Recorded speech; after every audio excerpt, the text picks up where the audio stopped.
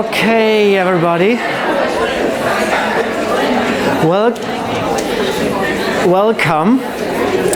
I can see that we actually have a lot of people here today, which is a good thing. If you really take a close look, there are some seats still free. So if you want to squeeze your way through that, it's up to you. I'm really positively surprised that so many people came all the way to this cognitive psychology lecture, which is usually not at the heart of interest in the students. Okay. So even if, hello. Even if some people are still finding their seats, I think not everybody has to go on chatting, okay? Okay, good. Thank you very much. Okay, so let's get started.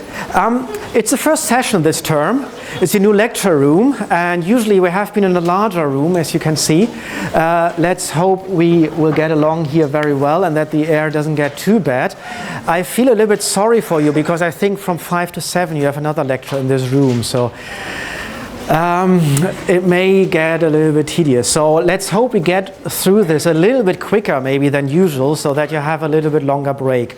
We will hopefully split up this session with some little bit of activities as well, and we have a break in the middle so that hopefully it doesn't become too long and too tedious. So we start today's lecture with some preliminaries about the structure of the course and of the module before we turn to the first topic which we speak about today, which is related to cognitive psychology. Okay, as I said, organizational preliminaries, introduction into the topic. Then I would like to speak about two things today which are not directly related to cognitive psychology. One is generally about experimentation, so running experimental empirical studies, because this is really at the heart of cognitive psychology. And then a little bit theoretical today, but we will become more applied and practical next time. Frameworks for explaining cognition, which is quite important to understand how do cognitive psychologists think, how do they describe their models and data.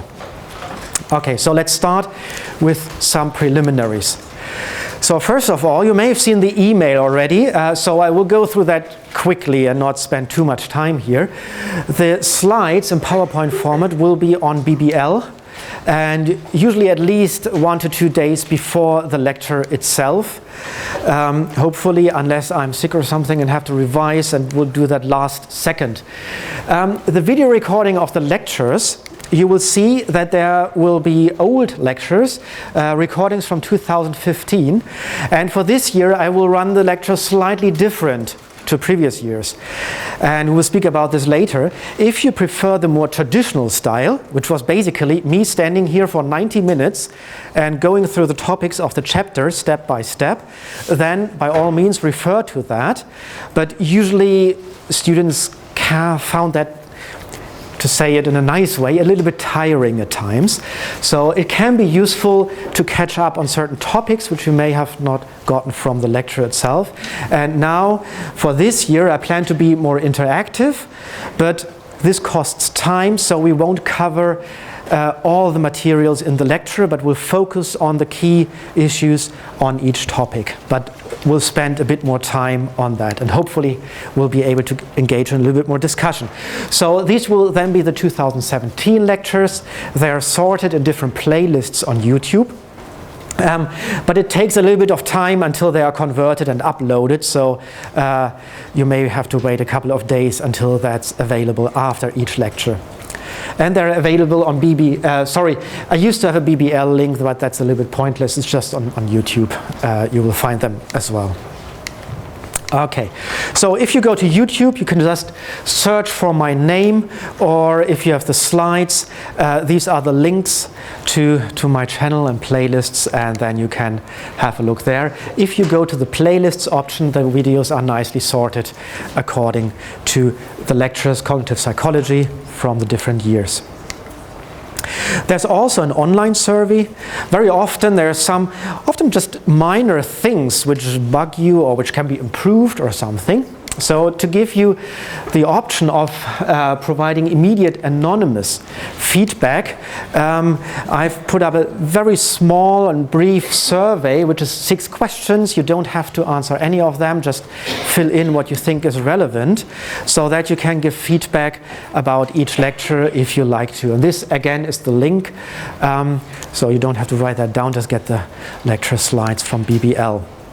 Well, this is just the long link if you don't trust Bitly. Okay, so some words about myself. I'm the module convener. My name is André Zamaitat, and as you can clearly hear, I'm not English, I'm from Germany. I came to Brunel 3.5 years ago. Before that, I was in Munich in Germany, working there at the university. Before that, I actually already spent 4 years here in England. I was a postdoc at the university in Surrey, in Guildford, so not too far from here actually. If you've never come across what a reader is, so that's one of the positions in the university. So you have lecturer, senior lecturer, reader, and then professor. Okay, so yeah, to make it slightly more personal, that's my family. I live in St. Albans, and it's a year old. They're a little bit older now, and starting to get not that cute anymore at times, so it can be a little bit stressful sometimes. My wife, Diana, she's also in science. She's a biologist, and but actually also in the area slightly of psychology, investigating human laughter and how emotions are encoded in the acoustical signal. Yeah, I live in St. Albans, which is a very nice 25 miles drive along the M25. So I know the meaning of commuting and traffic jams and stop and go and all of that. My personal background, and that's something which probably a lot of people already told you, is that I consider myself, as most lecturers, primarily as a scientist, as a researcher. So that's usually why people go into the academic career, because they love science and to do research. And my personal research is in the area of cognitive psychology, so I am a cognitive psychologist. And I'm personally interested in the control of actions, in particular complex actions, and I focus on the area of multitasking. So what happens when you do 2 things at the same time?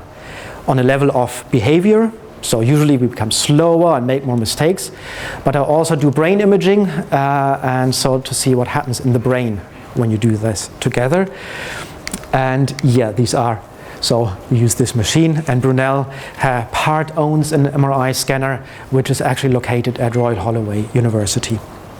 Now, a lot of you probably have never considered a career in cognitive psychology, and neither did I when I was at your stage. So life is a little bit unpredictable, and I remember when I finished school, I actually wanted to study engineering. But I truly and honestly can't remember what happened. I know I had to go to mandatory military service, and at the end of that year, I wanted to study psychology, and I don't know what brought about this change in opinion here. Well, anyway, I studied psychology, and I started out as saying, okay, I'm really interested in like organizational psychology. I had a keen interest to go into like companies and mainly revise production processes, make it more efficient, the work processes and things like that. And then we had to do internships. I did an internship with one of the professors, the professor of cognitive psychology. And I don't know why, again, it really captured and caught me, so that I said, well, let's stay in that area. So point is, just be open to things. You're still at the process where you don't have to really decide what to do, and at that stage the best thing is to look at as many different things as possible and just be open to that. You never know where it leads you. At that time I said, well, I study to become unemployed, because how many positions are there? But now I'm here and quite happy about that. So it always can work out. Okay, so much about myself. The essential reading is that book, Foundations of Cognitive Psychology by Fernand Gobet.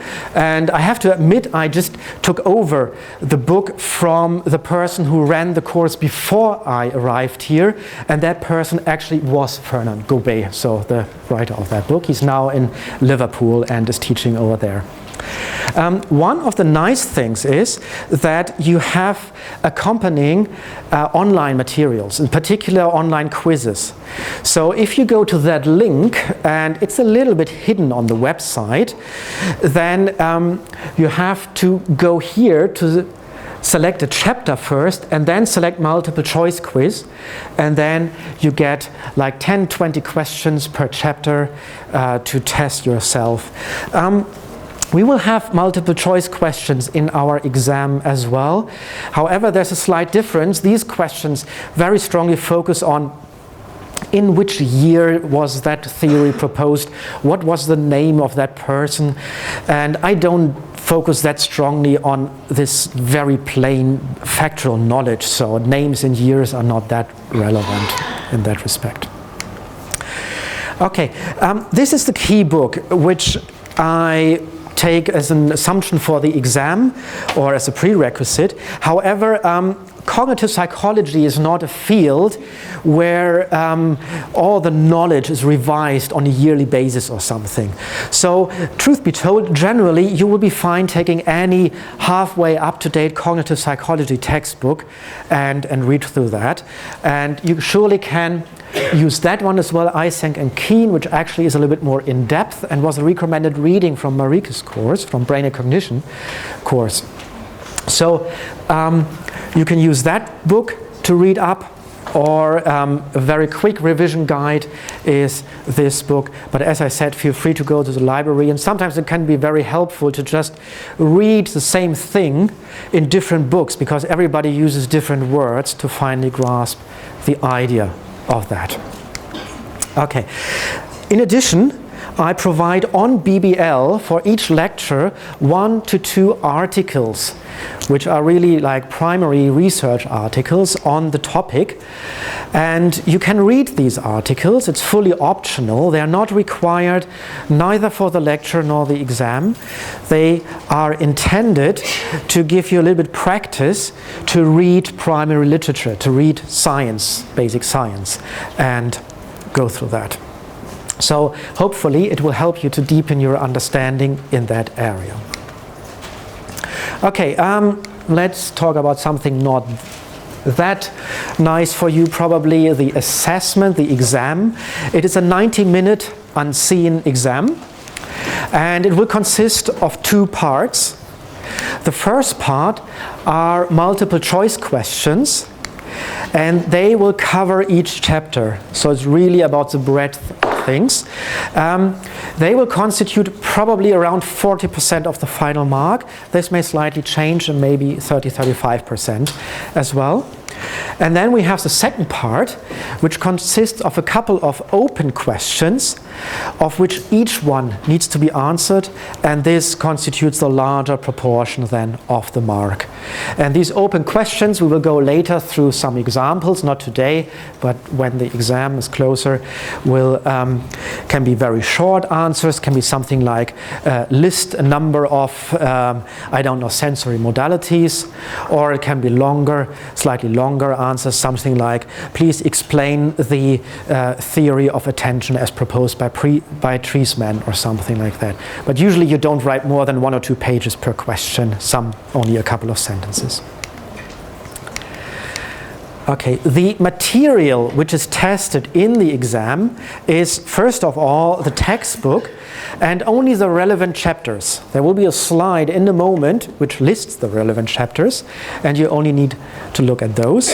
And of course the content of the lectures. And as I said, 2015 lectures are all up already, and this one will hopefully be up as well.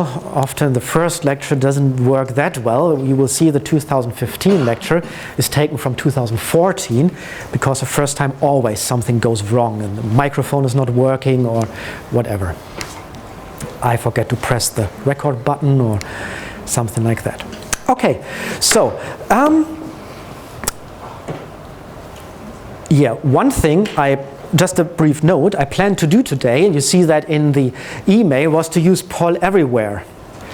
Now I only found out now that I can't log in myself into Poll Everywhere from this computer. I have to figure out how that works, so we won't be able to use Poll Everywhere today, but that shouldn't be too big of a problem. We can work around that. So first thing is that I would like you to think a brief moment about what you think is the purpose of lectures.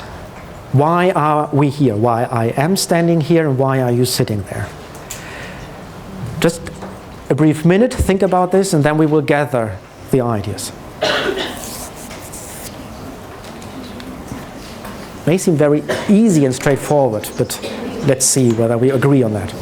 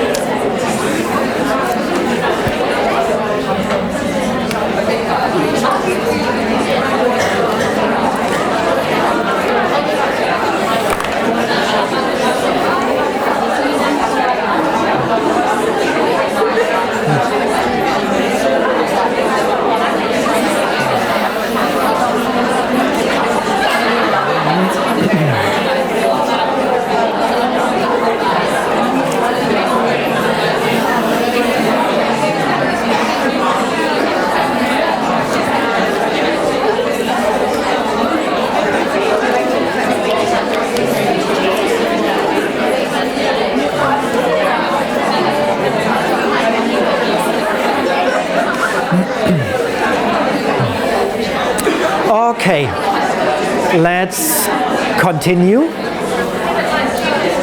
It wasn't probably...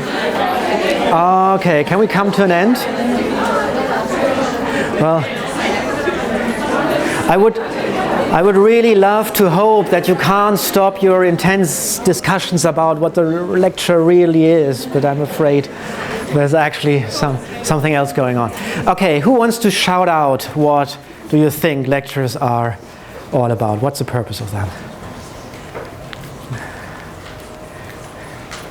To clarify ideas that are already in the book. To clarify ideas which are in the book. Yeah. Provide a baseline for learning. Baseline for learning. How would you do that? As in the lectures should be the bare minimum, I'm not sure. Like the bare minimum, and then the reading goes in more depth? Okay. Interactive learning with the opportunity to ask questions. Okay, interactive learning with the opportunity to ask questions. Okay. Anybody else? Oh, sorry. So you can show your own personal expertise on the topic. Share personal expertise. So to critique, to learn and then critique. Critique, so critical thinking, yes. Question things. Anybody else? Okay, let's see how that compares to what I have put down here. I've tried to slightly structure it from a more basic thing to go more complex or deeper things. So first probably is conveying information. That would most people say. I have to teach you something.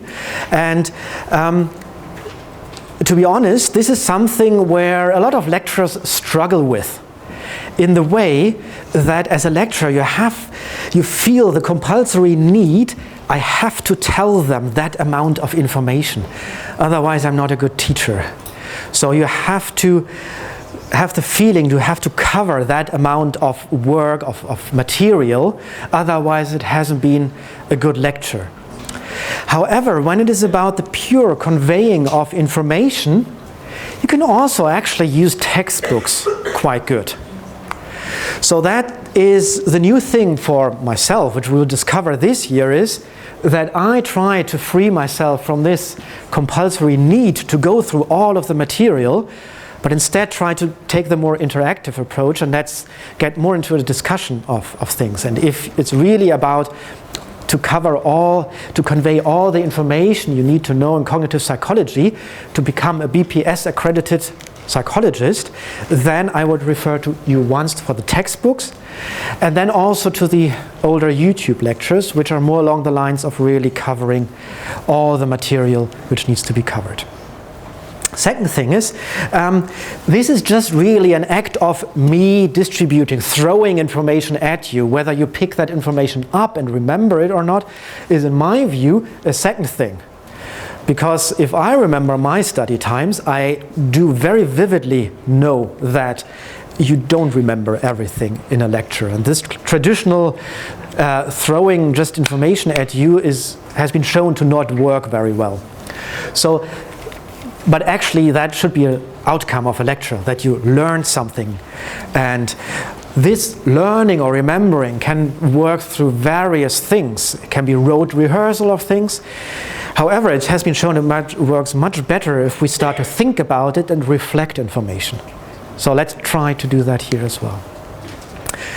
Hopefully, and we cover that here as well, beyond just getting information, understanding it, knowing what it means, because only that allows you then to make transfers to other areas, which you may actually need later in the job.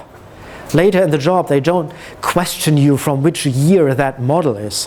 They expect you to know what the model means in terms of understanding, to apply it when you are in a school or in a human resources department.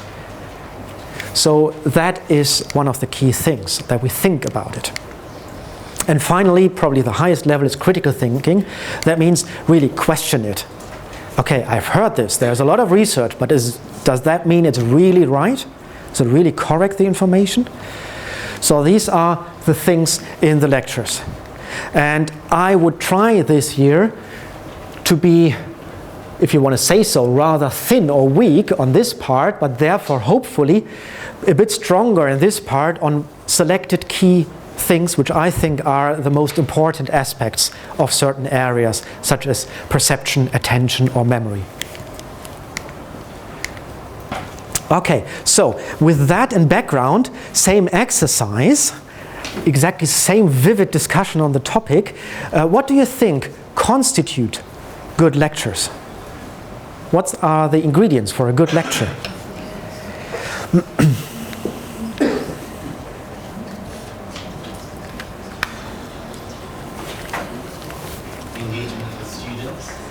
Of the lecturer. Yes. So the lecturer should engage with the students. Okay. It should be like enthusiastic about their teaching. Teaching should be enthusiastic, yes. Yeah. So perhaps using different methods of conveying information, so using graphs or perhaps text, videos, things like that. Using different types to convey the information, text, videos, and so forth, yeah. Interactivity, or like media interactivity. Provocative questions. Sorry? Provocative questions. Provocative questions, going into this interactivity, critical thinking. Anything else? Clarity. Clarity, yeah.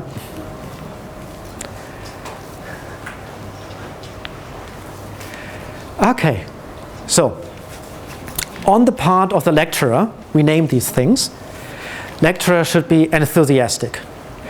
And this works best if you teach what you like and love. And so I'm in a rather overall lucky position of teaching cognitive psychology, which is my area. However, I have to say, you have seen my area of expertise, and that actually isn't even part of that module. So a lot of areas I'm teaching I like, but I'm actually not that much of an expert in. So for instance, I'm not a language expert, speech production, perception. But I'm still hopefully enthusiastic enough. Clear, lecture should be clear, knowledgeable, so that the information can be described clearly. And this is something new which I came across. We recently had job interviews here for a lectureship, and that's one of the candidates said that for them it's very important to create this safe and secure learning space.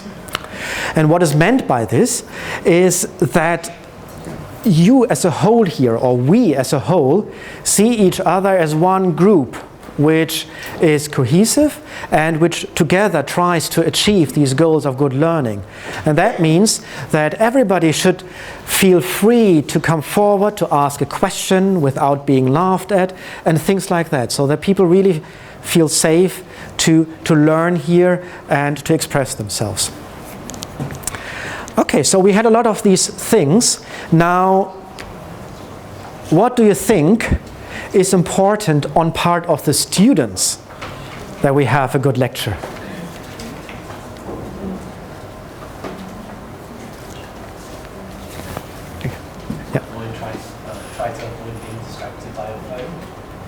Trying to avoid being distracted by a phone. Yes, yes, mobile phones. Well, at least they are quiet. So, by the way, one of the most interesting things or revealing experiences I had when I was teaching for the first time is, I know exactly the feeling of you in the audience. We have the impression, oh, you are one of many, and whatever I do, nobody sees or recognizes that. But when you stand in front here, we actually do see everything. It's weird, but you can see who is nodding off, or who is eating something, or who is typing on the phone. And I'm not criticizing. I myself often have the problem to stay awake and like scientific talks and everything. So no accusations or so, but it is a little bit scary that you find out about that usually only after you finished your study and think, oh my God, all the time the people in front saw me in doing that. So yeah, don't be too disruptive. Anything else? Oh no, sorry, that wasn't the point. Don't be distracted. Pay attention, probably. Yeah. Anything else?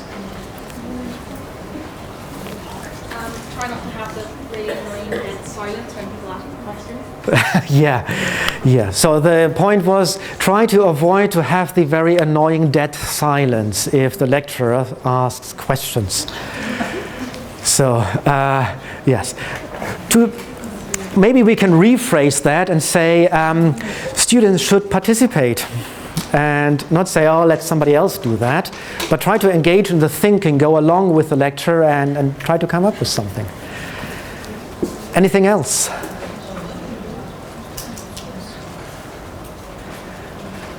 Okay. You know, there's still enough chatter in the background. It's not very silent and embarrassing so far. So, okay, let's see. Yeah, students should be enthusiastic as well. So, I mean, you pay a hell of a money to get here. So, I sometimes do not understand students who then sit there, what do I care? Well, you paid £9,000 per year. That's why you should care. So why did you do it in the first place? But I mean, in the end, it's up to you. But to me, students, or the ideal students, is the one who is keen to learn, who comes here and says, well, yeah, that's the area I'm interested in, so I want to learn about that. And I want to get new information, new knowledge, which brings me forward. So, you know, tell me, teach me further my things. And yeah, it's along these things, engaging. So please speak up, step forward, do things, think, say, yeah, that's what I thought, and then see whether that's right or not. I mean, nobody here will know everything from the outlet, including myself. So I know a lot of things which I don't know, and you will see that when you ask me questions, how often I will say, well, actually, I would have to look that up until next time. So there's nothing, this goes back to the secure learning space. And yeah, participating, really participating. And one observation which already came out really nicely already is that most of the people who did participate are sitting in the front row. And the back rows are usually the more silent ones. And it is weird how much a difference it makes to the learning experience whether you sit in the back or in the front. And I can recommend only to everybody to try that out and say, okay, now next time or next couple of sessions, I will try to get a seat in the first row.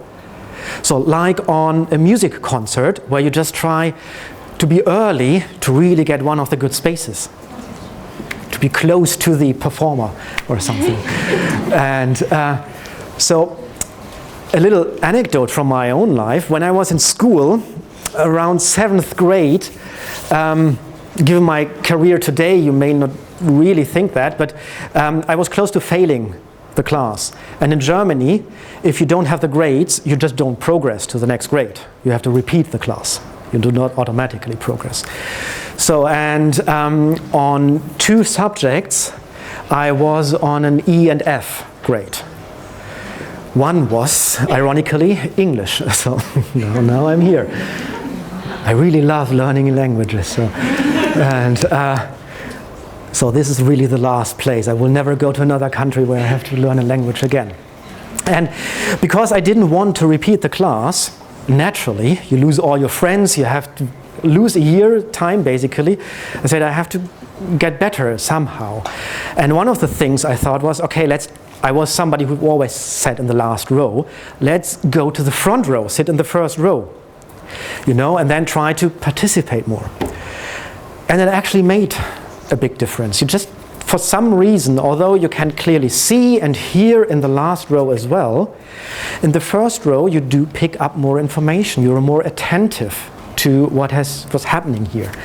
So that is something just to try out. At the same time, I was incredibly shy at that time. So as I said, I had to try to speak up because the final grade was a combination of your exams and how much you contributed, you know, like by raising your hand and contributing to the class. And that was so embarrassing for me to say something that I was blushing so strongly and sweating that my glasses became foggy and completely, which of course was even more embarrassing. Everybody could see that even more. So I had the strategy every time before I raised my hand, I took off my glasses.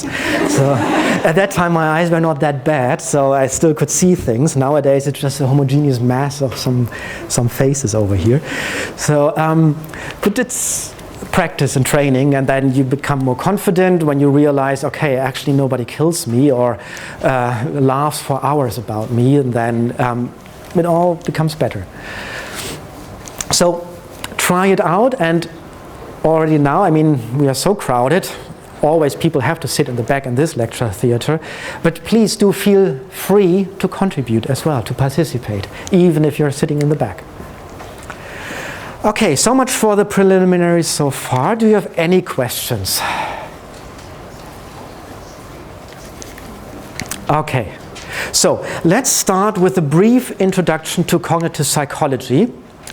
And that would have been my first poll everywhere exercise. This doesn't work, so let's go through that slightly differently. Next week, hopefully, we will have it up and running.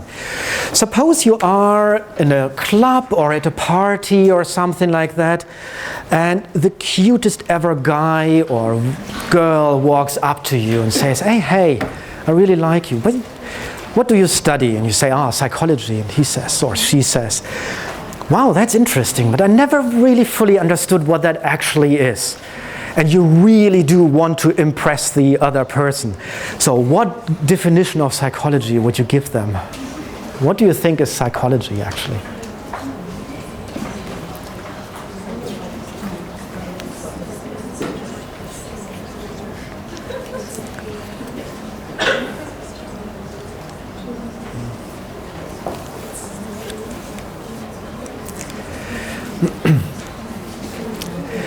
Anybody want to have a go? Yes. Understanding human behavior. Anybody else? Is it investigation is human behaviour using objective, measurable methods? Investigating what? Into human functions. Investigating into human functions, but that could be the heart as well, couldn't it? So like, I don't know what the right word is, the human brain minds. Brain minds, yeah? Science of the mind. Oh, sorry. Study of the mind. Study of the mind. So study of like mental processes. Mental processes. Okay, we have a lot of the ingredients now. One of the definitions, obviously there are often slightly different definitions. Maybe that is even taken from Wikipedia or something. It's the study of mental processes and behavior. So this is seen as two different things. Because behavior is overtly shown. It's movement. And mental processes do not necessarily result in behavior. Because we can just read something, for instance, we take up information, do something with this information, but it may not result actually in behavior. Now, okay, same thing. What is cognitive psychology?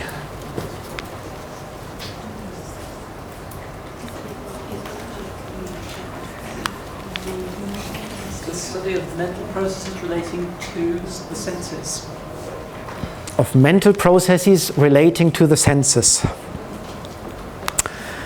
Okay. So cognitive psychology works on the same concept, but rather using models and put forward to explain the mediation processes. So same concept as psychology, but using models. Like more models, recommendations to computers, technology. Analogies to computers, exactly. That's something we will see today.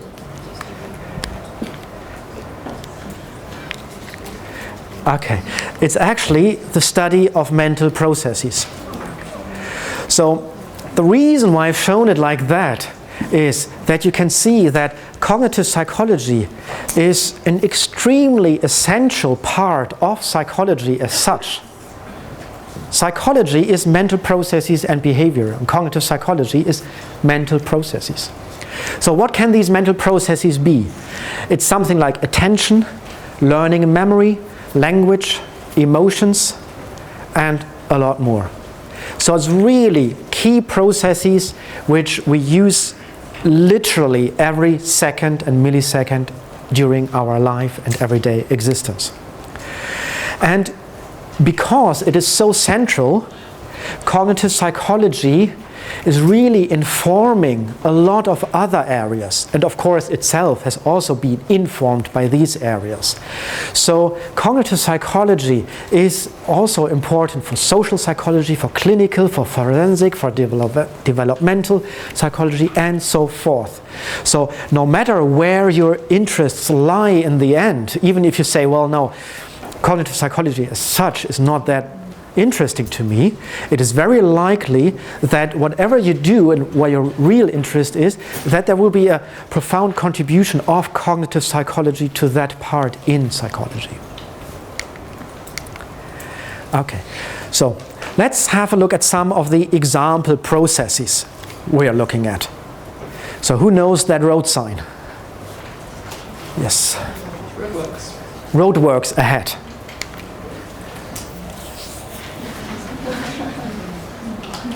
Okay. So the question is here, how does perception work? How does it work that we see something and then we get some information, suddenly we see something different? Or in this advertisement, although essential information of the letters is missing, we still can easily read that. How do we fill up the gaps? So these are things from perception. Yes? In terms of this, is the main issue association? The association, what in terms of the association? Well, this would be an example for what is called top-down control. That our perception, even on a low level, is influenced by our previous knowledge and concepts. So we see something and then we get very abstract knowledge. And suddenly our perception changes. We will see that in perception that there are two processes, like bottom-up, which comes from the stimulus, and top-down, which then comes from more higher level areas. Another example, attention. I have an example video here, and given my luck today, I hope it's working. So it's about, you probably have seen many of those, mistakes which happen often in movies. Let's see. Like any other line of work, I want to. Oh, here we are. Okay, we just look at 1 or 2 scenes of that. Star Wars Episode 4, New Hope. The original 1977 film is littered with mistakes. One such mistake occurs when Obi-Wan and Luke enter the Mos Eisley spaceport and trick the stormtroopers into letting them in by using the Force. You don't need to see his identity. One particular stormtrooper, who's standing behind their vehicle, suddenly disappears in an instant. He's there in one shot and completely gone in the next. Given that we don't believe he possessed magical powers, that's an error. What? Not interesting. The Goonies. Ah, the Goonies. So quintessentially 80s, and a throwback to the years when kids can still be kids. But enough of all that mushy, sentimental nostalgia stuff. We're here to point out a silly mistake that occurred before the movie had even properly started. During the opening credits, when we're introduced to Jonathan Kwan's data, the young inventor is seen testing out the new gadgets. He fires a sucker at a trash can, which is full of trash, and is inadvertently dragged towards it before falling in. However, when he falls in, it has suddenly become empty. Self-emptying trash cans? Whatever next? Okay, just 2 brief examples on examples of things which we will cover in the attention lecture. In this here, the question of how can it be that we really in one scene have a complete person standing there and the next scene is gone and nobody notices? I mean, there are movie theaters full around the whole world, and it's only a few freaks who see what actually happens here. Okay. Other examples we will cover in this lecture on memory are, for instance, eyewitness testimony. So there are studies who, for instance, vary something like, okay, the car is standing at a stop sign or at a give way sign. And you can manipulate the memory of participants that they suddenly, although they saw this, report this and the other way around. So how variable or modifiable is our memory, long-term memory and short-term memory? Examples from language. Try to read that sentence. It is a grammatically correct sentence. It's not the desperate attempt of a German to write English or something. What is meant by this sentence is that we have people who are old who man the boat. The old man the boat. That is the reading of that sentence. And in our lecture on language, we will try to find out why do we have so much difficulty with reading sentences of that type, of that structure. So how does parsing of a sentence work? Just to give you some examples of the type of processes and functions, mental functions we are covering here. And when we speak about cognitive psychology, it is probably a good idea, although it may be a little bit dry, when we start with a definition of cognitive psychology. So we said it's the study of mental processes, functions, but what really is cognition? And I would like to give you an example for that. So, oh sorry, it comes on the next slide. So mental functions are functions one can do with one's mind, like the ones we discussed: attention, learning, memory, language, emotions, and more. We will also cover like problem solving and creativity, things like that. Okay, so what is cognition? Cognition is the process by which the sensory input is transformed, reduced, elaborated, stored, recovered, and used. And that definition comes from Neisser in 1967, who was the first one to write a textbook on cognitive psychology. So as you can see, I cut out all the history bit, because that often is a little bit boring. So cognitive psychology is a rather new area, only arose in the late 1950s. And this was from the first textbook. So what does that actually mean? Let's go through that with an example. I can present to you these 3 letters. And by just looking at them, a number of cognitive processes are operating. So first of all, you will probably identify they are all a K, although they are different sizes and fonts. So what we do is we transform the input, and that's what is meant by reduced. We just have the abstract symbolic representation, it's the letter K, without all the different information of how it exactly looks. And we elaborate on it. And then we may store it. I can ask you, please look at this and try to memorize these 3 letters. And then let's have them disappeared. Now they should be in your short-term memory, and you probably have a rough idea how they look like. And I can ask you, which of the letters looks most like handwriting? Middle one? Yeah. The middle one, probably most people. What do you have to do in your mind to do that task? First of all, you have to retrieve from your long-term memory, well, actually, how is handwriting looking like? How does it look like? Roughly this. Then you have to compare that with the 3 letters you have in your memory and have to decide, make a decision, which one of those it is. It's the middle one. So you're identifying the spatial location of that. And then you produce that into language. So even this most simplest task of the task already uses all these cognitive processes. And with this simple example, you see that it's really pervasive in our being. Okay, so we said that a couple of times, what cognitive psychology is. Now the question is that just science stuff, or is there any real-world application to this? Do you think that it's really relevant to what we do here? Any thoughts on that? Do you have any idea where it may be relevant for everyday life? Well, for the attention thing, there's I think about how long we can spend in lectures and sit and listen without kind of mentally switching off. Yes. That's why we have breaks and things, because we can't cognitively Yeah. 2 hours straight. So for instance, research on attention has shown, sustained attention has shown how long can we attend to something before attention drops off and we don't take up new information. And the suggestion was that is why the reason why we do a break after an hour, but other research suggests that you should change something like every 10 minutes or so. Otherwise it already starts to decline. Anybody else? So we can design things that we interact with, for example, an air traffic control system. When we design human-computer, human-machine interfaces, especially critical in jobs like air traffic controllers, yeah. Anything else?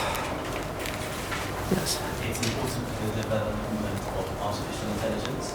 So how now artificial intelligence can learn in its environment. Yes, definitely. So development of artificial intelligence. It's a good idea to look at how does the human mind does it, to then try to mimic and copy that in the computer. Looking at the cognitive model of certain disorders can help clinical psychologists understand what to maintain and disorder. Yes, cognitive models of disorders. There are so many disorders or clinical manifestations, starting from depression or whatever, which affect our cognition. So if you are depressed, your cognitive abilities are depressed. A lot of my research tries to focus on identify certain groups which are better or worse in multitasking, for instance, and we look at dyslexics, at the effect of smoking and all that stuff, and it all affects cognition. I think at a very fundamental level, and I would say this is beyond science stuff, because it often we'll talk about how we represent and can even think in certain domains and how we have preferences for certain forms of logic. It is truly involved in every other science because it talks about how you're thinking about science in the first place. Yes, in a way, understanding how we think and how our mind works helps probably in every other aspect. Okay, so some examples I came up to. Research into attention, there is a ban on using the phone while driving, and that is based on empirical research. Of course, things like informing what are the best methods to learn in the context of schools, but also for adults. Eyewitness testimonies, we already spoke about this a little bit. So research into learning and memory. If you want to design, for instance, a flyer or a leaflet for certain groups which are easy to understand for the elderly or whatever, emergency, when people are in panic or so, you have to have a good knowledge of language processing, things like that. And something what we had here as well. Research into perception and short-term memory definitely influenced the development of human-computer interaction. And most of you will probably not recognize that, but this is how Windows looked like in version 2.1. So it was quite a while ago, and it was not very user-friendly and way, way different to the user-friendliness of today's devices. Okay, to close off this introduction, this is the list of topics we will cover. We are here in the first lecture, it's still the history bit in there, that should go. And the chapters refer to the textbook. And you need to learn and read only those chapters, also for the exam, which we cover in the lecture. So if, for instance, chapter 3 is missing, you really don't need to look at that lecture. Lecture 8, problem solving and expertise. I won't be here at that time, and we are looking at the moment in how we can reschedule it.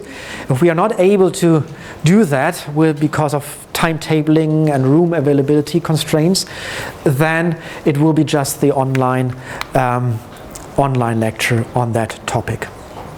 The MSc students, the Master of Science, Psychological Science students, which also are in here. Are there some here?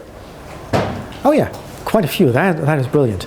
Okay, you will have 2 additional lectures after the Easter break in week 31 and 32, which will be at the same time slot to keep things consistent, but in a different, smaller room. Okay. Do you have any questions so far? Yes. On that learn, I've noticed that there are a couple of modules that are basically the same thing. So there's the advanced one, and then there's this one. What do you mean by advanced one? There should be only one cognitive psychology module. There's a module called advanced cognitive psychology. Is there? And I was just wondering if it differed to this one. Okay, maybe you can speak to me in the break or after that, because I am not aware of that. There should be only the master module, which is 5701, I think, and this one for the undergraduates, 2505. Okay. Any other questions?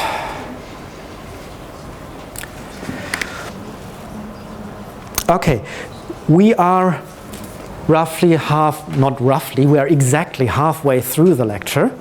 And to give you a short break, let's do it very quick because we have a little bit interactivity here and we have to still cover a little bit of material. So just have a little bit convenience break in like 5 minutes or so. Another line of research about effectiveness has shown that having a very small thing to eat can actually improve your concentration and reawaken you. So I will pass around 2 bags of sweets. Feel free to take one, and I hope you know your allergies and stuff like that. So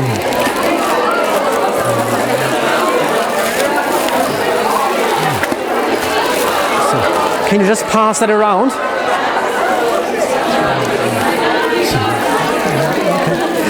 Oh, you're blocking the way that I have to drop it off here, don't you? Okay. Maybe you can pass that one from the back towards the front, okay? So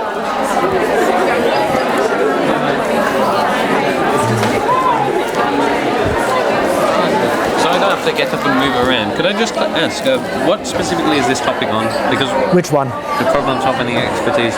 Because I've always noticed every cognitive psychology lecture we've ever done, we've never done domain-specific versus non-specific processing, and that is, I suppose, if there was cognitive interest, that's where I am. From the AI research, the backpropagation systems, what does it tell us about the limits of our brains? Dreyfus was a fantastic read. I'm afraid it won't go exactly into that area because I'm staying with a textbook, Which tends to be more along. So I think it's a little bit more probably superficial actually than those lines. So what is? So problem solving will be a lot on heuristics, for instance. So which way do we solve problems? Do we think through all different options we have, assign weights to them? Is it like the Watson selection task stuff? Sorry? Is it like the Watson selection task stuff where they say if you do it with fractions versus percentages, our ability to reason is improved? No, it's more along the lines if you have to make a quick decision. So, for instance, something like availability heuristics. So why are most people afraid of flying, although it is one of the safest methods? Then loss aversion, are we maybe? Yes, we go into that a little bit. So broader biases in processing, not the fundamental ones of which preferences for types of reasoning we have. No. But the larger picture. To be honest, I restructure the lecture while I go through the term. Yeah. So what I've told you just is how it has been last year. So how it will be this year, I don't know exactly yet. Right, yes. So I may take out stuff and add probably not adding because the lecture has been quite comprehensive with respect to the chapter in the textbook. I tell you the reason for the concern really, it's because I'm interested in evolutionary psychology, right? Which means I'm probably going to do that. But this question, especially after reading the Herbert Dreyfus on AI and the limits, and he talks about the cross-field interaction, is really interesting to me, but I don't think I'd be choosing to study it. Yeah. So I guess I'm looking to get into it, to get a bit of it before I have to lock into an option that I will enjoy, but this is still going to be a question. Yeah, I can see. Well, just let's wait for the lecture and see whether it goes. Yeah, whether that helps or not. Okay.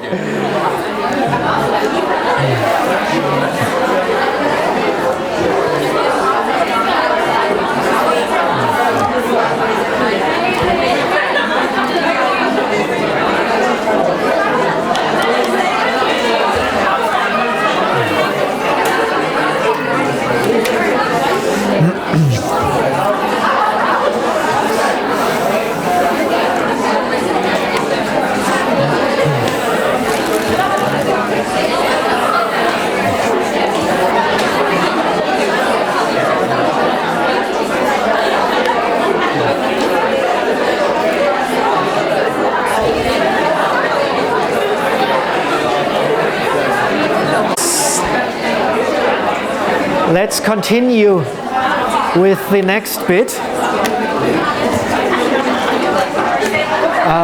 Okay. Can I please ask you for your attention?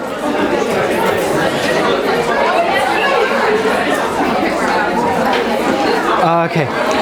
It is quite interesting to note that there is a kind of inverse relationship, that the activity during the lecture in terms of participation is more pronounced in the front, while the activity in between is more pronounced in the back.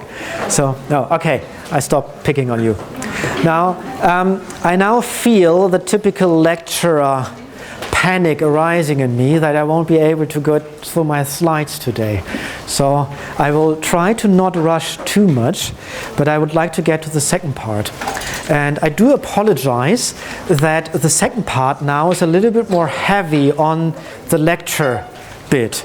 But because we had to cover all the preliminaries, well, actually now thinking of it, there's no real reason to cover that in the beginning. I could have done this in the end as well. So maybe next year. It's now that way around. So we will be a little bit more lecture heavy.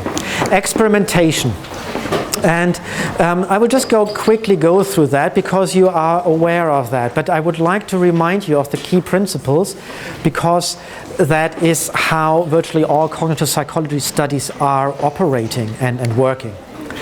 So typically in these type of research, we often have computer-based stimulus presentation, and we record the responses. And an example of that is psychophysics. If you know the Big Bang Theory, Sheldon Cooper would probably scream when he hears the combination of psychology and physics, but that actually is a solid field of research, and it covers how we perceive physical stimulus properties. So for instance, if you increase the intensity of a stimulus by 20%, how much does our perceived intensity increase? So binding physics and psychology here. So this could be just an example of psychophysics, an experiment. This is intended to reflect the computer screen participants see. Very often they are asked to fixate this cross, therefore called fixation cross, in the middle of the screen, and then they are shown stimuli. Let's say these two gray squares, and in a psychophysics experiment they maybe have two response keys and maybe ask which one is the brighter one. So the right one, easy, press the button, next one. And then the next pair comes up, and you can use methods like staircase methods to really find out where is the threshold of people to be able to detect a difference in luminance, for instance. Another example is then taken from the textbook and is one of the very classic experiments in cognitive psychology. And this is done by Saul Sternberg in 1966, so quite a while ago. And the question is, how do we access information which we did store in our short-term memory? So suppose I give you 4 numbers to remember. So let's say 7392. And you try to keep that in your mind. I clear the screen, and then I ask you, was the number 9 in that set? And you may say, yes, it was, because you remember that. Or you may say, no, it wasn't. Or I ask for the 6, which actually wasn't. So there are two principally different ways how we could do this search in our mind. It could be a serial search. We put into our memory the numbers 7392. So it could be that we first go to the number 7. Is that number 9? No. When I ask for the 9, then we go to the 3, then we go to the 9, and then go to the 2. Now, what would you do? What would you predict? What happens to your response time to say yes or no if we increase the set size? That means it's not 4, but 5 or 6 or 7. What will happen to the response times? Cognitive loads will get longer. They should get longer, yes. Because you have to go through more items to search. There's an implicit assumption that every search, of course, takes a little bit of time. So response times should increase. Alternatively, it could be a parallel search. So in a way, like in one glance at our memory content, we can immediately identify, oh yes, the 9 was there. What is here the prediction if we increase the set size?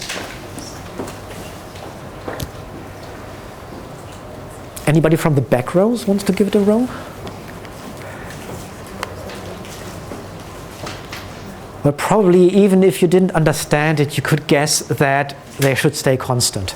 So that you get two hypotheses which are mutually exclusive. So that you can run the experiment and based on your data can decide for one of the two things.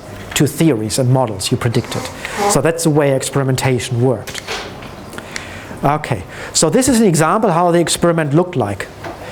People saw a screen, had to fixate here, and you can, if you want to, do the task. I have 2 or 3 trials on here. So, okay, 1, 2, 3. Oops, sorry, I clicked it away, my fault. Oh. Let's go back. Okay, again. 1, 2, and 3. Yes or no? Yes. Yes, it was in there. Okay, another trial.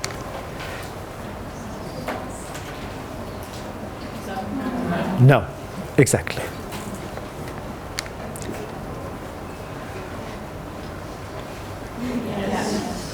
Okay.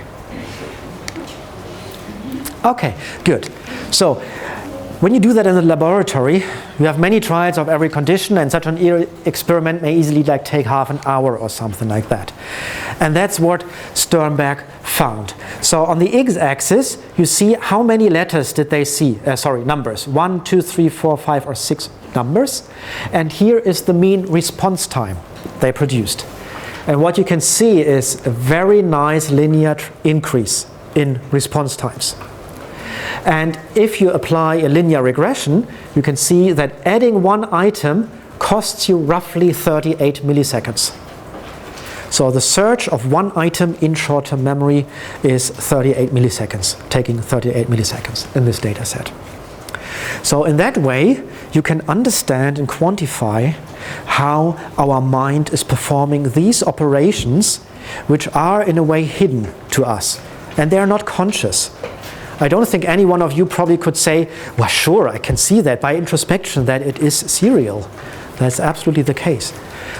Probably not that way.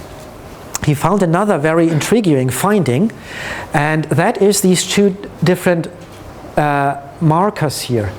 Positive, the blue circles, means when you say, yes, it was in the set. And negative response, the open square, means no, it wasn't in the set.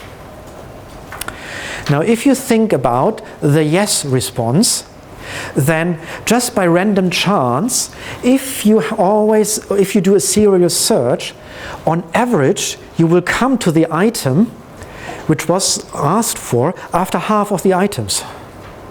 You don't always have to search all of the items, because sometimes it will be the first one you are searching. Oh, I found it, I can say yes. Or sometimes you have to go even up to the last one to say, oh, I found it, I say yes. For the no response, on the other side, you always have to search all items. What he found is that yes and no responses take the same time. That's what is called exhaustive. So the search is exhaustive in that sense that we, in this type of task, we always search our whole memory set. Even if we found the item we are looking for after the first or second position, we still go through everything else in an automatic way. Don't ask me why that is, but it is that way. So, and this is merely, at the moment, we are not in the lecture on short-term memory. This is just a demonstration of how we can use an experiment and a fine-grained analysis of response times to infer on our mental processes. And this is, which is called mental chronometry, that we use the time which people produce in these type of tasks to infer on these mental processes. And this is a science in itself. There are books that thick which are just called response times, with all the different types of analysis you can do with response times. Distributional analysis, looking at individuals, how to average, how to filter them to make them more nicely, and stuff like that. But mental chronometry is one of the key features of the experimental method in cognitive psychology.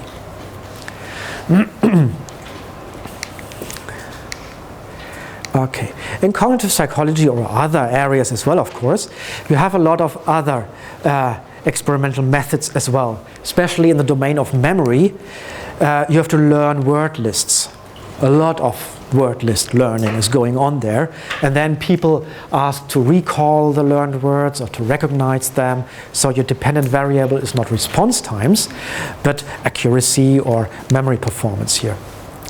When you are in areas like problem solving, you, for instance, in chess problems, your dependent variable may be how many moves did the participant require to actually find a solution, and things like that. So there is a lot of variety to that, but it's always this experimental approach. Do you have any questions on that?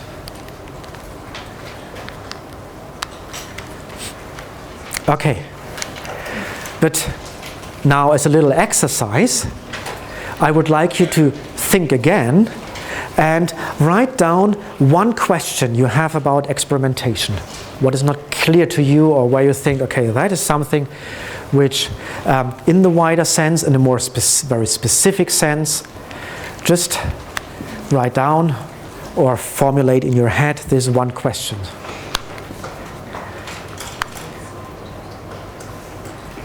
And while you're doing that, by the way, where are the bags with sweets gone?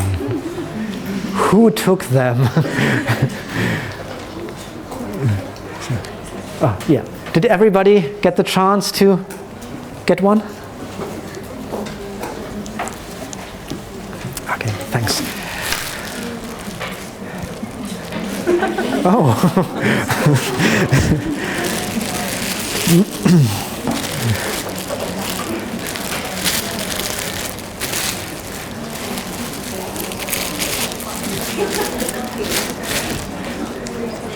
Oops, no, sorry.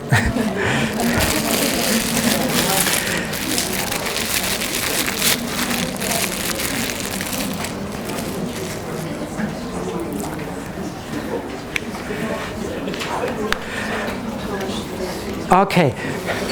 Now, after having done so, would anybody like to share their question they have?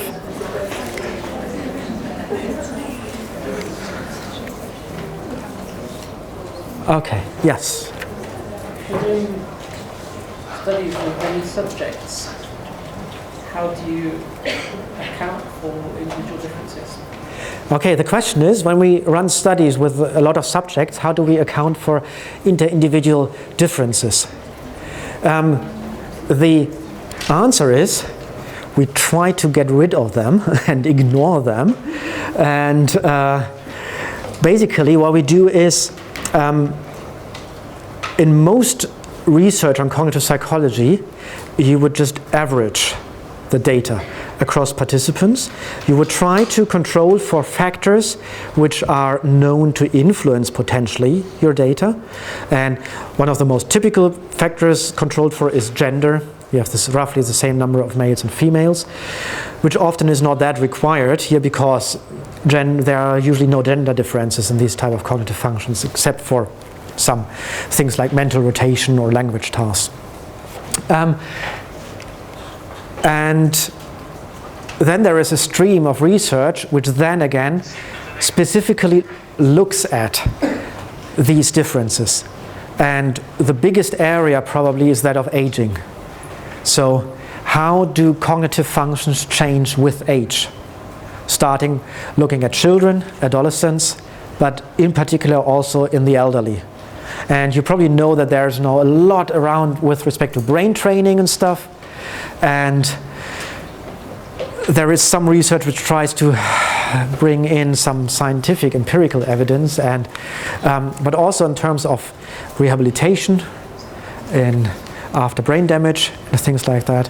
So, but for most of the studies we will discuss here is just the assumption, well, any inter-individual differences will average itself out, and we are just interested in what is common to most people. And it's quite interesting. For instance, in Germany, the cognitive psychology is often not called cognitive psychology, but general psychology, because it's the type of research or the type of processes which are common to everybody. They're so fundamental that there are not that many differences, systematic differences between people. In the study we just saw, I'm getting that it's basically an if-then rule that you have to apply to make up the difference. So how do cognitive psychologists address the issue that is throughout our lives we have biases in which order we actually apply logic? So for instance, we're much better at proving something true than proving something not true. How do they remove these effects when you're looking at reaction time studies? Well, you need to remove the effects only if they differ between your experimental conditions. And I couldn't see how what you mentioned now affect your search of a set of 2 or 3 or 4 sizes, letters, would be affected differently by a difference in that. So it shouldn't affect that at all. And this is a further methodological, just to follow up on that, detail on that. When you do that as a within subject design, you anyway would account for the personal, let's say, bias by just looking at relative differences between the conditions, and therefore remove statistically between subject effects. The broader point was, though, if we know that these processes are going on and that it's because of how we used logic in the past, so in this case we usually attribute these differences to the fact that when we actually have a problem we encounter, it's most likely we want to prove it true, not disprove it.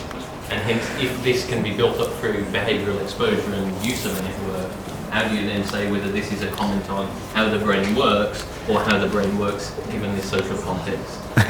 Okay, 2 answers to that. This, I think, aims more at explicit decision making, while this is an automatic implicit process, which is functionally different to that.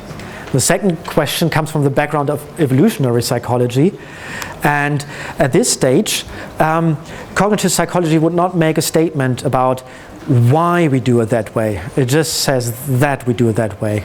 Whether it's because of the social background we have or because our brain is hardwired like that, it doesn't matter.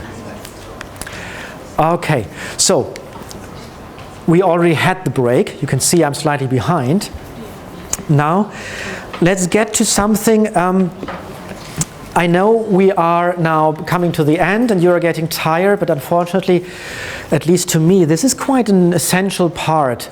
And it would be great if you could pull up and master all your last resources and then sleep through Stan's lecture, which comes in. So I didn't say that. It's just on. It will just be on YouTube. Okay. Sorry, Stan. And pay attention here, and let's try to get through that, okay? Because this is about how do cognitive psychologists think. If they want to describe something and express their ideas about how the mind works, that's the way they do that. So this is kind of the foundation for all the models and everything we will have throughout this module. There are 4 different ways which we will discuss today, which deal with this idea of how we can explain our mental processes. And the first one, it has been mentioned before, is called the information processing approach. And this is one of the first approaches which came up with the invention, so to say, of cognitive psychology, because cognitive psychology arose at the time when computers started to become slightly more powerful in the 1950s. And there was a big hype in computer sciences, and very early on people made the analogy between computers and the human mind. And therefore, very often you will find the idea and approach that the human mind is described like a computer or information processing system. So it's the computer analogy and often kind of flow charts of how the information is flowing through our mind and the system is used here. So let's have a look at this, and we quickly, to illustrate that, go back to an experimental setting. So suppose you have a so-called speeded 2-choice response tasks. That means just you have 2 responses, let's say left and right finger button press. Speeded means you're instructed to respond as quickly as possible as you can. And very simple task. On the screen you will just see either the letter left, L, then press the left key, or R, press the right key as quickly as possible. So you have to do these responses. Now what we see from the outside is we show a person a letter and the person presses the button. And we have certain assumptions that about the processes which are going on in the mind of that person which lead to that response. And now we want to describe these processes.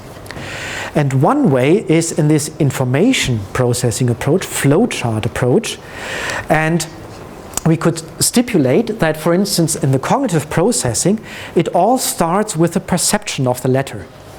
So it's often called a perception stage, and we just draw a box around that to say, this is where perception and analysis of external stimuli take place.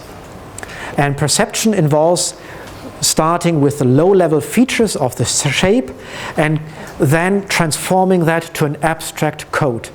Like in the beginning, where we have seen the different Ks, and you immediately have the concept, oh, that's all a letter K. That is perception. Then we come to a stage which is called response selection. It's a decisional process. Okay, now I have identified it's the letter L.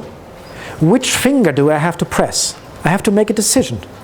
I have been told before, letter L, left finger, so I press the left-hand button.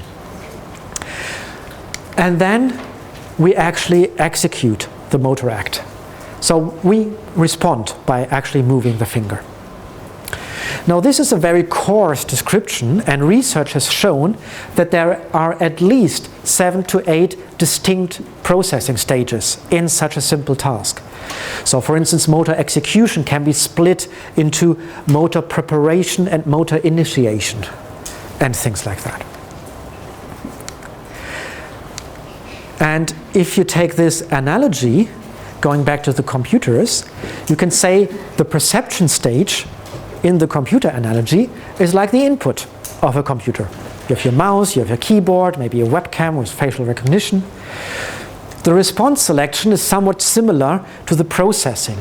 So we now have the information, we have to process it, make a decision, and the motor execution is the output. We can present something on the screen, we can print, or we can move a robot, or something like that. So that's very roughly where the analogy comes from.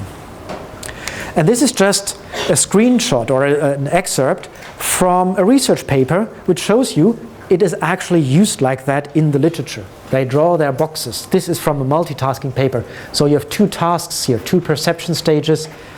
Response selection stages come one after the other, and then you have a joint response production. So this is not theoretical in a way, it is how the science here works. Okay, that's already all for the information processing approach. So 25% done. Okay, we will manage to do the last. Yeah. One thing that struck me was that it didn't take account of error cases where you decided which button you want to push, you actually end up pushing the wrong one. Well, not in this simplistic model, but the processing of errors is a field of research in itself. So it is, for instance, known that when we make a mistake, and that then in the following trials we actually become slower and actually also more accurate. So we have a feedback system which constantly monitors our performance and adjusts our behavior based on current behavior. So kind of a varying speed accuracy criterion which we shift after the performance of each trial. Okay, let's turn to the next way of how... Oh yeah, sure, sorry. If a participant takes a task that over and over again, the test, processing speed, things like that, does the participant improve over time? And if the participant improves, does that have any effect on the outcome of the study? That makes sense. Yes, that makes a lot of sense. So the question is whether there's learning taking place. If you do the same task over and over again, do you improve? And of course this depends a little bit on the task. The simpler the task, the less learning you have. And if it's a very basic task like this one, left and right, you may be even after 10-20 minutes on perfect performance and not improve anymore unless you really work hard for hours and hours and then you get slight improvements. For more complex tasks, you may have strong learning effects across several hours of training. And this is something which is also often looked at, which is a study in itself, learning and learning effects and training. And it's often taken account for that in these type of studies, you have a practice period which varies depending on the complexity of the task, and which can easily be 15-20 minutes doing the task just for practice, so that you brought up your performance on a roughly good level. And if you have even more complicated designs, it may be that you have to come 1 or 2 sessions only for training, and only the third session is where we actually take the data to analyze that. So for instance, if I do magnetic resonance imaging studies, and these multitasking studies I use are very difficult to do actually, then often participants have to come to the lab once before the session, do a whole session only training, and then before they go into the MRI scanner, they do a quick 15-20 minute training, and then they actually are tested only for that. Okay, so production systems. So sounds complicated, but it's actually extremely easy and straightforward, I would say. And this comes again a little bit, has its background in computer logic and in terms of programming.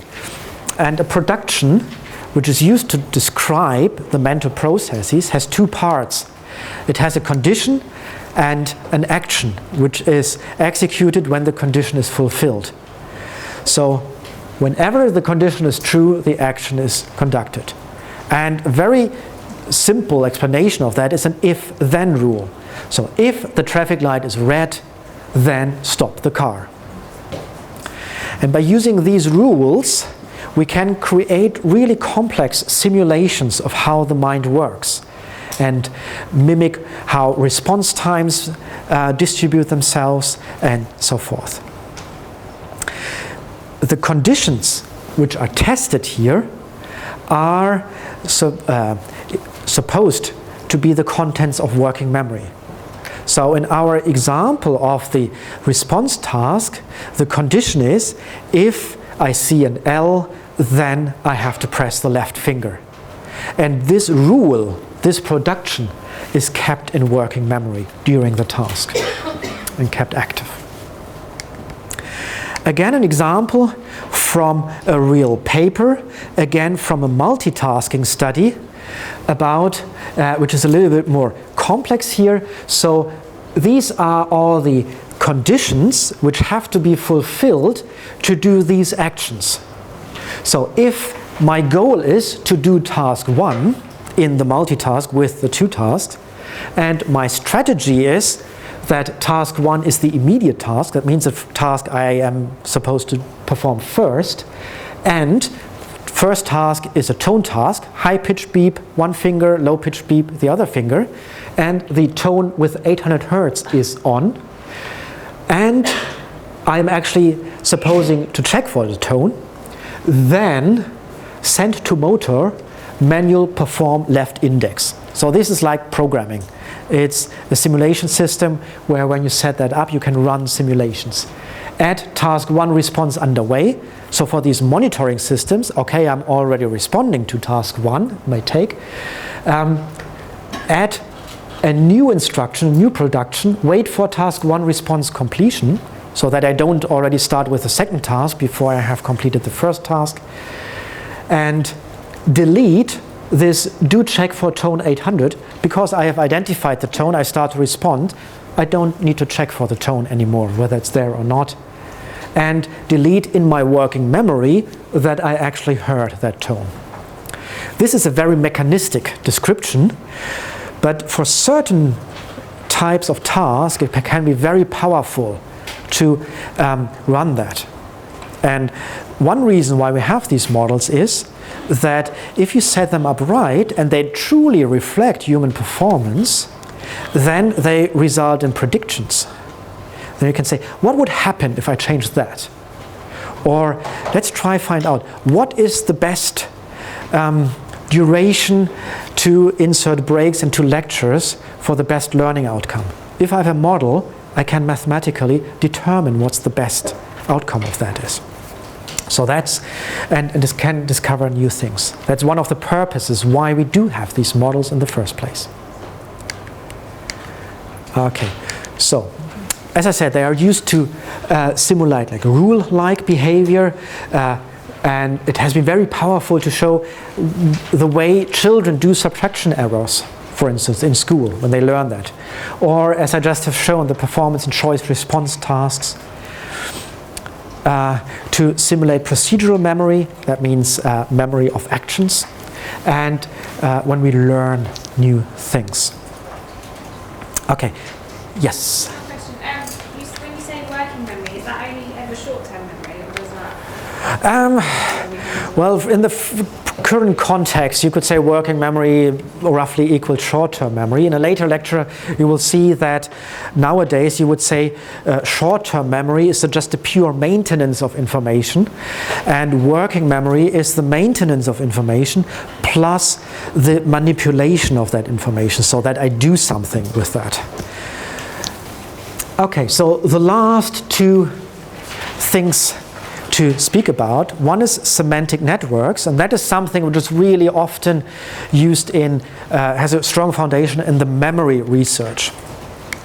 And here it's, this is an illustration of a semantic network. And a semantic network contains of nodes, the circles, and these circles stand for concepts like animal, skin, or activities, swim, something like that. And the links stand for relationships between the concepts. So we can say an animal has a skin, animal is a fish, and a fish can swim. And by working our way through these networks, we may come to conclusions such as certain animals can probably swim because the fish is an animal and a fish can swim. Things like that. And these links are labeled, as I just said. Okay, so there is a line of research called priming, which is giving one of the best supports for these semantic networks. And this is how it looks like. So on the first screen, the participant sees the prime, let's say animal, then there's a blank screen, and then the screen with the target word comes up. And the task is very simple. It's just to say, is the target word, is it a proper word or is it a non-word? So you also have targets which are like this, X, B, Y, P or something like that. You just have to say word one button, non-word the other button. Now it looks like this. Again, you have to look here into the middle, and prime comes up, goes away, target comes up, and you have to respond. Now you can see that animal and fish are related to each other. Let's take another example. The prime comes up, goes away, and then the target comes up. In this example, they're not really related. Chair and dog has no obvious relationship, at least not to most of the people. Now the priming effect, the finding in these studies is that if the prime is related to the target, like here, you're faster, as if they are unrelated. Although it's very clear, the first word you can completely ignore for the task. It's related only in 50% of the trials, so it's not really beneficial for you to process that. And a lot of research has shown that the priming effect can be explained by the fact that the prime activates its node, its concept, and that from this node activation is spreading throughout the network. So let's have a look how this works. So as the prime, we see the word animal, and after some time, short time, a couple of milliseconds, 10, 20 milliseconds, these related concepts are activated as well. The activity spreads to here, and a little bit later it spreads even further. However, the further away the node is, the less it is. So it fades out with the distance to the key concept. So you can't see that maybe this is shaded very light blue here. And the idea is, if you respond to the target, let's say fish, then this works by the target is fish, It has to be activated, and when the activation goes beyond a certain threshold, then you say, yes, that's a word. And if this fish is already pre-activated by the word animal, you reach this threshold faster to say, yes, it indeed is a word. And that's why you are faster, because when you have seen chair before, it activates its own network of related concepts, but fish is not a related one of that, so it doesn't have this beneficial effect.